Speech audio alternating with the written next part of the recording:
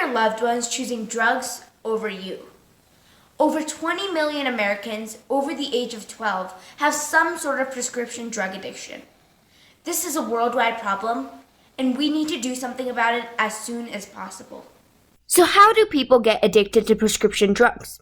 People accidentally get addicted by prolonged use or changing dosages. Getting addicted to prescription drugs can also lead to many health effects, such as behavioral changes.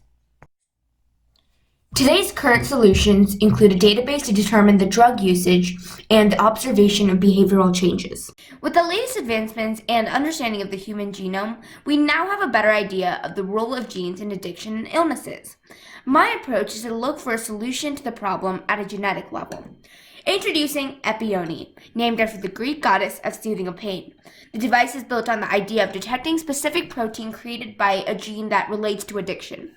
The detection itself uses a standard immunological method, but I've built a portable device to make the process easier. The device consists of a Raspberry Pi computer with image processing algorithms, a controlled testing environment including a mini camera connected to the Raspberry Pi, and an LED with consistent lighting, all housed within an opaque container. And lastly, a custom Android app on a smartphone that controls the components of the device. When test sample is clicked on the app, the Raspberry Pi takes a high-resolution picture of a cuvette with the sample and sends it back to the mobile app. The app then saves and displays the image. It gives you the option to either share the image to send to remote technicians or analyze the image to receive the results. When analyzed results is chosen, in the back end, the Raspberry Pi compares the sample image to the base image of a normal protein produced by the mu opioid receptor. The Raspberry Pi then produces a number between -1 and 1, based on how similar the images are, and then sends that number back to the mobile app. The app then creates a range of values that correspond to a certain level of addiction and shows the results to the user on a user-friendly scale with action items that they can take. I'm working on testing my device at CU Denver, and I'm testing the protein intensity and working on calibrating my device against expensive lab-based colorimetry devices.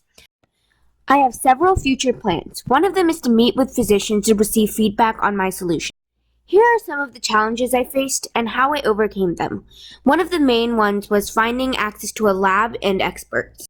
Most people have drug addiction or drug abuse because by the time they're already addicted, it's too late for them to do anything about it.